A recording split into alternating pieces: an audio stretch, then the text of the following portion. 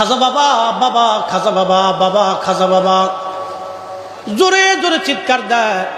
তখন বেলা 7:30 থেকে 8টা অথবা 8:30 এরকম বাজবে। ওই সময় হুজুর কেবলাদান ভিতরে ছিলেন নিজের রুমে, গেঞ্জি গায়ে দেওয়া, চাদর টানতে টানতে হুজুর বের হয়ে আসলেন।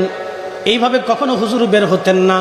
হুজুর কেবলার সবসময় মাথায় টুপি থাকতো, গায়ে পাঞ্জাবি থাকতো, সুন্দর সুশ্রী পোশাক পরে হুজুর কেবলাদান সবার সামনে আসতেন।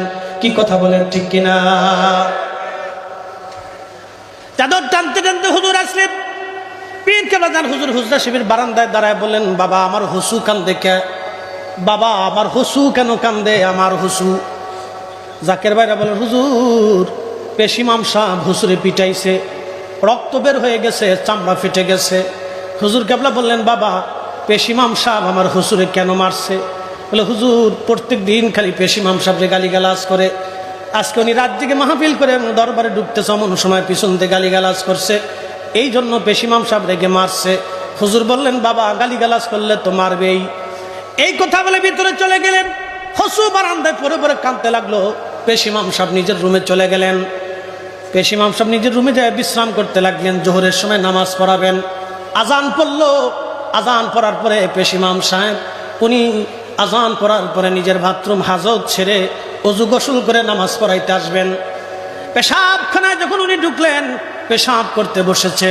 পেশিমাম সাহেব লক্ষ্য করলেন পেশাব বের হয় না, শুধু রক্ত আর রক্ত আসে। পরিপূর্ণ জ্বালা যন্ত্রণা সহ্য করতে না পেরে পেশিমাম সাহেব চিৎকার মেরে ছটফট করে দৌড়াইয়া হুজরা শিবের বারান্দায় এসে গড়াগড়ি খেয়ে চিৎকার মেরে ছটফট ছটফট করে কাঁদতেছিলেন। হুজুর কেবলা নামাজ পড়ার জন্য বের হচ্ছেন।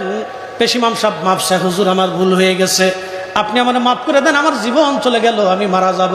হুজুর কেবলা কেঁদে দিয়ে বললেন, বাবা আমার কাছে ক্ষমা চেয়ে লাভ কি? আমার হুজুর কাছে যায় তুমি ক্ষমা চাও। বাবা আমার কাছে মাফ চেয়ে লাভ কি?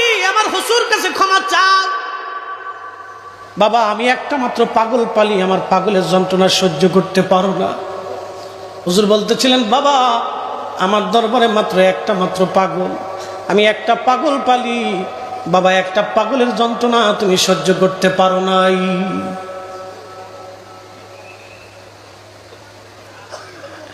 সাদিক আলী সাহেব কাঁদতেছিলেন। হুজুর বললেন, বাবা যান হুজুর কাছে যে মাপ চান, হুজুর যদি মাফ করে দেয় আজকে আপনার প্রস্রাবের রাস্তা ক্লিয়ার হবে। হুজুর মাফ না করা পর্যন্ত আজকে আর কোনো জলাঞ্জলি নাই, আজকে আর কোনো সারাসারি নাই। আজকে হুজুর মাফ না করা পর্যন্ত এই রাস্তা ক্লিয়ার হবে না। একবার চিৎকার